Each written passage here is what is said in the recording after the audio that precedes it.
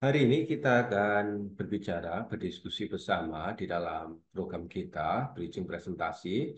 Dan hari ini secara khusus kita berbicara mengenai pokok bahasan bagaimana kita berkhotbah secara pastoral di pernikahan Kristen.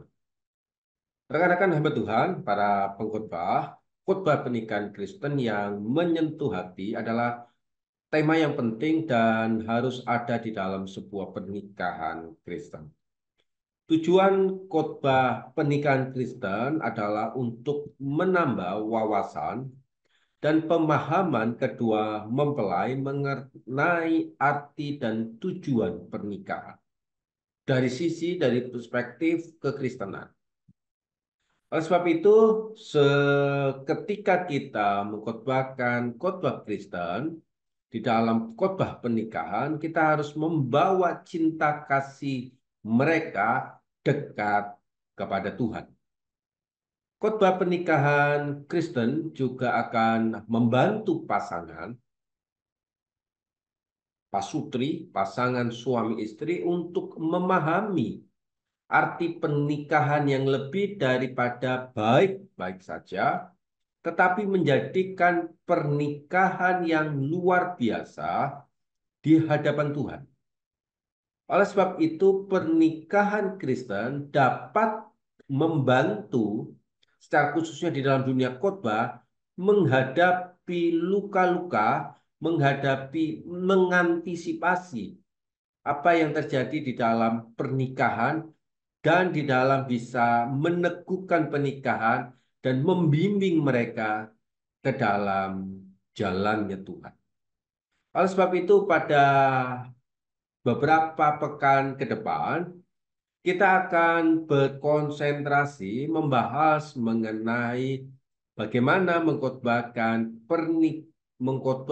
khotbah di pernikahan Kristen yang merupakan bagian dari pelayanan pastoral.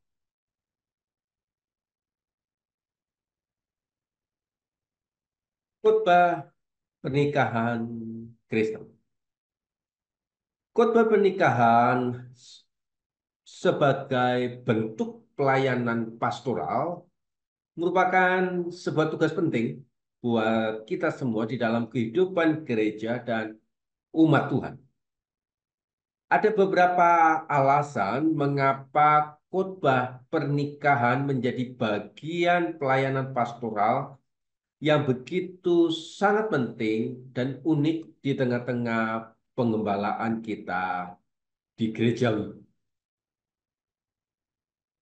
Yang pertama, tujuannya adalah ingin menguatkan ikatan pernikahan. Khotbah pernikahan memberikan nasihat, menguatkan bagi pasangan yang menikah untuk menjalani pernikahan di masa yang akan datang. Yang penuh dengan komitmen, yang penuh dengan cinta kasih, yang penuh dengan pengorbanan. Oleh sebab itu di dalam kita mengkhotbahkan di tengah-tengah seremonial pelayanan kekristenan ini, kita harus membantu pasangan untuk mengingatkan kepada mereka akan janji dan tanggung jawab mereka di hadapan Tuhan.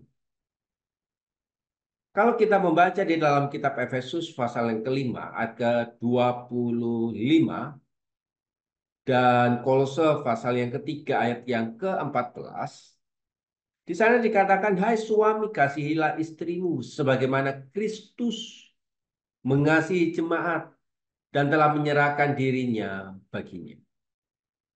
Dan semuanya itu kenakan kasih sebagai pengikat, ikatan dalam pernikahan untuk mempersatukan suami istri yang mengalami perbedaan dan mengalami penyempurnaan.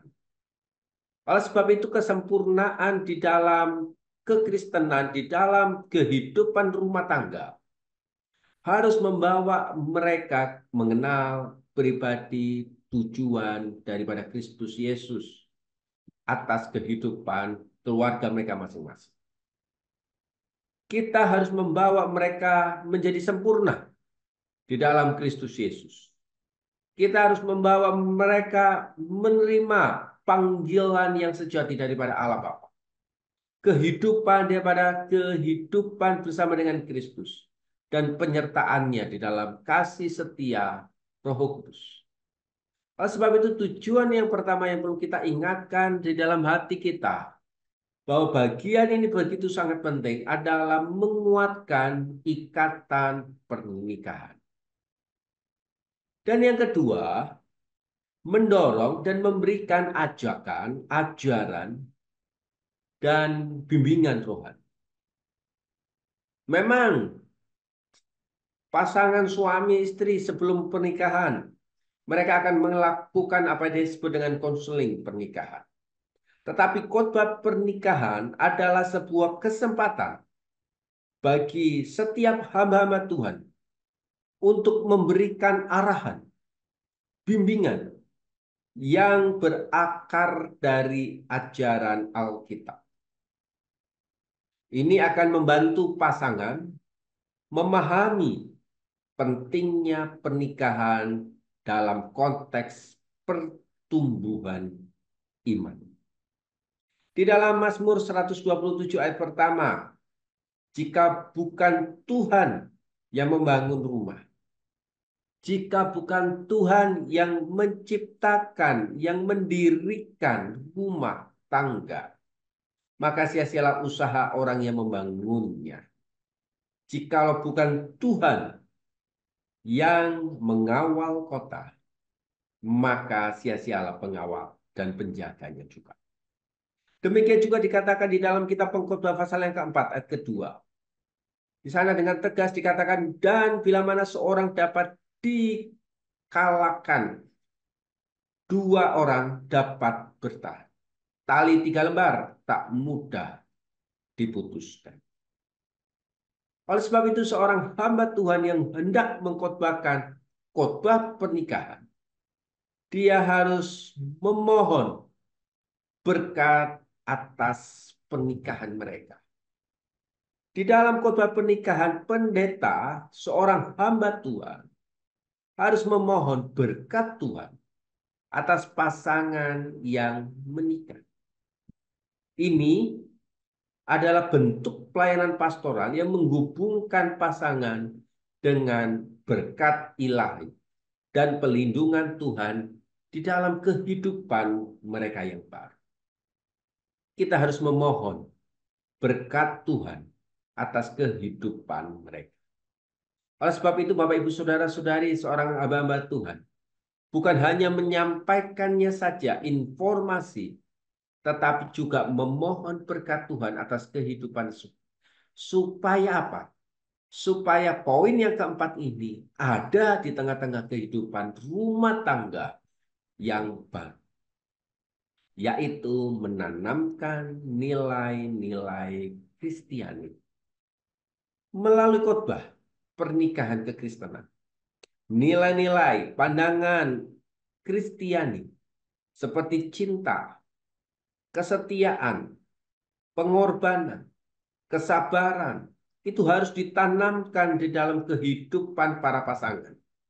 Ini adalah bagian daripada pelayanan pastoral yang akan mendidik umat di dalam iman, pengenalan mereka.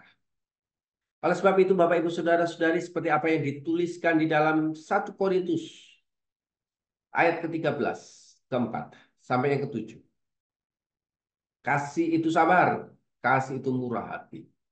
Kasih itu tidak cemburu, kasih itu sabar, tidak memegahkan diri. Dia tidak akan tidak sopan, dia akan mencari kesenangan bersama. Itu harus kita tanamkan di nilai-nilai Kristiani. Seperti juga diungkapkan di dalam kitab Efesus pasal yang keempat, ayat kedua sampai yang ketiga. Hendaklah kamu rendah hati, lemah lembut, dan sabar. Tunjukkan kasihmu dalam hal saling membantu, saling berusaha, agar apa? memelihara kesatuan roh dan ikatan damai sejahtera.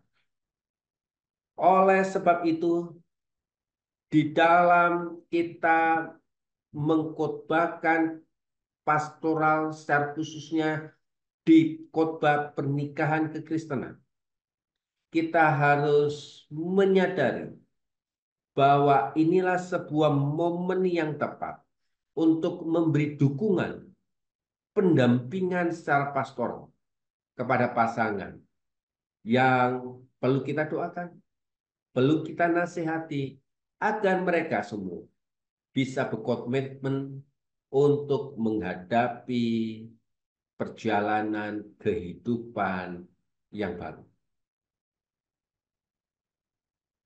Saya rasa khotbah pernikahan bukan hanya semata-mata khotbah yang ada untuk mengisi liturgi gereja di dalam pemberkatan pernikahan. Tetapi lebih daripada itu, kita sedang menyatakan sebuah dukungan bahwa kami saudara seiman ada bersama-sama dengan engkau untuk membawa kehidupanmu semakin mengenal atas rancangan Tuhan kepada diri Anda semua. Oleh sebab itu, Bapak, Ibu, Saudara-saudari, di dalam kita melakukan khotbah pernikahan, ada prinsip-prinsip penting yang harus ada, yang harus kita ingat, yang harus kita cantumkan di sela kita melakukan khotbah pernikahan. Saya rasa di dalam video kita yang selanjutnya akan membawa kita kepada hal-hal tersebut. Kiranya Tuhan memberkati kita di dalam berbagai eh, situasi di tengah kita mempersiapkan khotbah yang ada. Dan saya berdoa biarlah hal-hal kelima hal prinsip mengapa kita eh, perlu berkhotbah secara serius, secara sungguh-sungguh kepada pasangan yang baru menikah itu harus kita adakan. Dan hal-hal apa saja, prinsip-prinsip apa saja yang perlu kita perhatikan di dalam kita mengkhotbahkan khotbah pernikahan akan menolong kita di dalam kita mempersiapkan pelayanan pastoral, secara khususnya bagaimana kita mengkhotbahkan khotbah pernikahan. Tuhan Yesus memberkati kita semua. Amin.